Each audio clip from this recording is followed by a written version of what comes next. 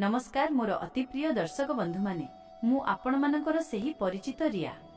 आपण माने मोर प्रथम कहानी को जेउ भली भाबरे भल पाइबा देले एवं मो कहानीर परवर्ती भाग जानिबा पई जेउ भली आग्रह देखाइले सेथि पई मु आपण मानक पाखरे चिर ऋणी।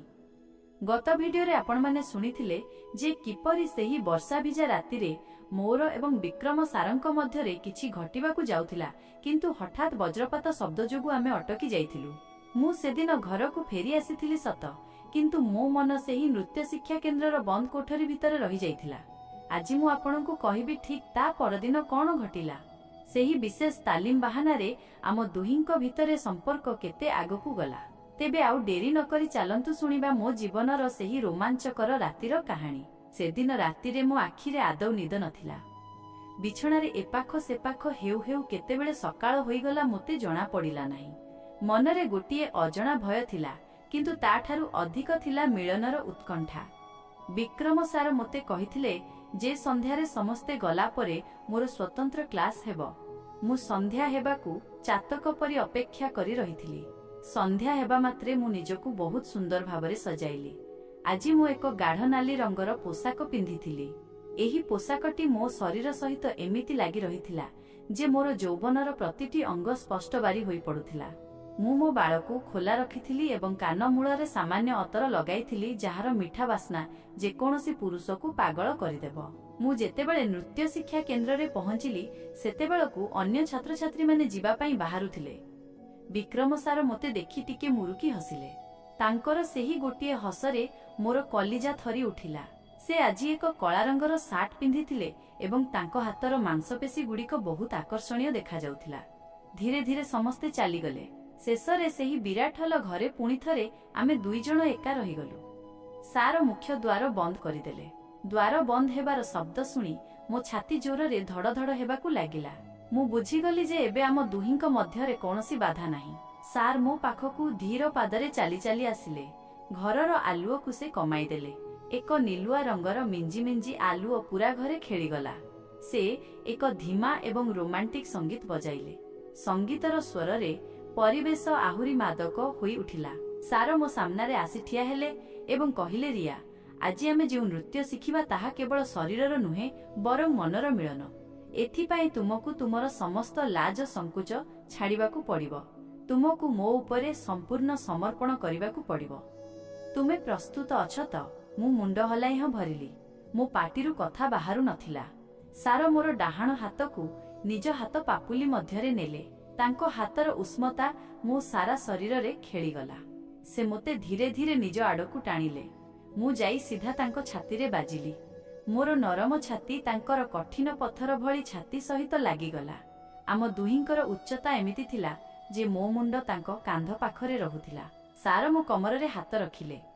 काली अपेक्षा आज तांको हातर पकड़ अधिक मजबूत थिला। से मो कान पाखरे मुह आनी कहिले, रिया, तुम शरीर रे बहुत निया अछि, किंतु तुमे ताकू लुचाई रखिछ। आज सेही निया को बाहर को आसीबाकू दियो। आमे धीरे धीरे संगीतर ताले ताले पाद पकाइलु। सार मोते एमिति भाबरे नचाउथिले जेमिति मु कोनोसी कंढेई एवं से मोर चालक। बेले बेले से मोते पछपटू जाबुड़ी धरुथिले। सेतेबेले तांकर गरम निश्वास मो बेक एवं कान मूଳରେ बाजुथिला। सेही गरम पवन रे मोर लोम टांकुरी उठुथिला। मो भितरे थिबा नारी सत्ता जागी उठुथिला। नाचु नाचु सार हठात मोते तळकू झुंकाई देले एवं मोते अंटारू धरी रखिले। मोर मुह उपरकू थिला एवं मोर लंबा बाळ तळे लोटुथिला। सार मो उपरकू झुंकी पड़िले। आम दुहिंक मुह मझिरे केवल गोटे इंचर व्यवधान थिला। मु तांको आखिरे थिबा कामनार नियाकू स्पष्ट देखि पारुथिली। सार धीर स्वर रे कहिले, रिया, तुमे बहुत सुंदर। एते सुंदर जे मोर नियंत्रण रहु नाही। मु कंपित स्वर रे कहिली, सार मोर मध्य समान अवस्था। सार मते उठाई छिड़ा कराइले। से मो मुहंकू निजर दुई हाथ पापुली रे धरिले।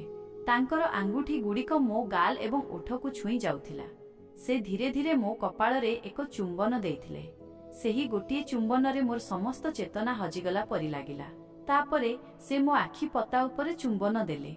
धीरे धीरे तांको ओठ तळकू खसी मो गाल पाखकू आसिला। मु आखि बंद करी सेही मुहूर्त को अनुभव करुथिली। सार मो बेक पाखरे मुह बुलाइबा आरंभ कले। तांकर दाढ़ी मोर कोमल चर्म रे घसी होई जाउथिला, जहा मते एक मिठा जंत्रणा देउथिला। मो पाटिरु आपे आपे एक चित्कार बाहरी आसिला। सार कहिले रिया आजिर क्लास रे आमे शरीरर भाषा शिखिबा केमिति बिना किछि कहि जणे अन्य जनंकु निजर मन कथा कहि पारे। एहा कहि से मोते कांथ पाखकु नेई गले। मो पिठी कांथरे लागिला। सार मोर दुई पटे निजर हाथ रखी मोते बंदी करदेले। एबे मु चाहिले भी कुआडे जाई पारिबि नहीं। से मोर आखिरे आखि मिसाई चाहिले। से कहिले तुमर एही ओठ गोलाप पाखुडा परी नरम देखा जाउछि। कोन मु एहाकु थरे परखि पारिबि? मु लाजरे मुंडो नुआई देली, किंतु मने मने मु मध्य से चाहुथिली। मोर नीरवता को से मोर सम्मति भाबी नेले। से मो थोड़ी को धरी मो मुहं को ऊपर को उठाइले। आउ तापरे जहा हेला ताहा मो जीवनर सबुठारु अभुला मुहूर्त थिला। सारा निजर ओठ को मो ओठ सहित जोड़ी देले। प्रथमे धीरे एवं परे निबिड़ भाबरे से मते चुंबन देबा आरंभ कले। मु मोर दुई हाथ तांको बेकरे गुड़ाई देली। आमे दुहे सेही बंद कोठरी भितरे जगतर समस्त नियम भूली एकाकार होई गलु। किछि समय परे जेतेबेले आमे अलगा हेलु, आम दुहिंकर निश्वास जोरे चालुथिला। सार मो आड़कू देखि हसिले एवं मो नाककू टिके टाणी देई कहिले, तुमे बहुत जल्दी शिखुछ रिया। आजिर तालीम एतिकिरे सरिला नाही, एहा तो केवल आरंभ। से मो हाथ धरी मोते तळे पड़िथिबा एक मोटा गद्दी उपरकू नेई गले। सेठारे बसी से पुणी थरे मोते कहिले जे कालीर सेही अधा रही जाइथिबा मालिश आज पूरा करिबा दरकार। मु बिना कोनोसी प्रतिवादरे सेठारे बसी पड़िली। सार मो पछरे बसिले। आज मते आउ किछि कहिबाकू पड़िला नाही।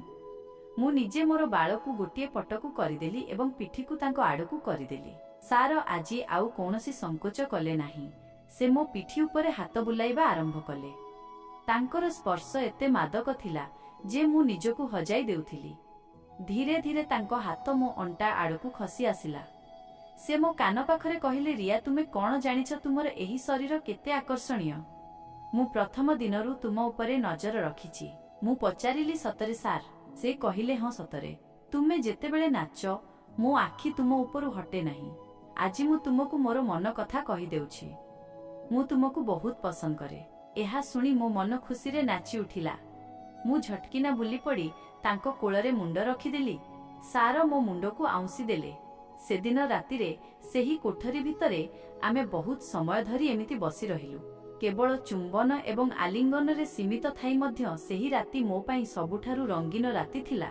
सार मते कथा देले जे से मते दुनियार सबुठारु भल नर्तकी करी गढ़ी तोड़िबे एवं ता सहित मोर एही एकाकीपण को मध्य दूर करिवे। राति बहुत बढ़ी जिबा परे सार मते घर को जिबाकू कहिले, किंतु जिबा आगरु से मो हातरे एक छोट कागज खंड धराई देले।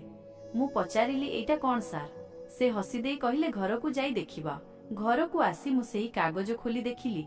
सेथिरे किछि लेखा नथिला, केवल गोटिए नंबर लेखा थिला। मु बुझीगली जे एहा सारंक व्यक्तिगत नंबर। मो खुशीर सीमा रहिला नाही। मु सांगे सांगे सेही नंबर रे एक मेसेज कली। किछि समय परे सारंक पाखरु उत्तर आसिला, शुभ रात्रि मोर प्रिय छात्री। आसंता काली पुणी देखा हेबो, किंतु क्लास रे नुहे बाहरे। एही मेसेज पढ़ी मो मनरे पुणी अनेक प्रश्नों की मारिला। बाहरे केउठी? सार मते कुआडे नेबाकू चाहुचंती? कोन एबे आम संपर्क केवल गुरु शिष्यर सीमा टपी प्रेमिक प्रेमिकार संपर्क आड़कू गति करुछि। आगकू कोन हेबो? विक्रम सार कोन मते कोनोसी नुआ सरप्राइज देबे ना? एहा पछरे आउ किछि उद्देश्य अछि? बंधुगण, मोर एही प्रेम कहानी एबे एक नुआ मोड़ नेइछि।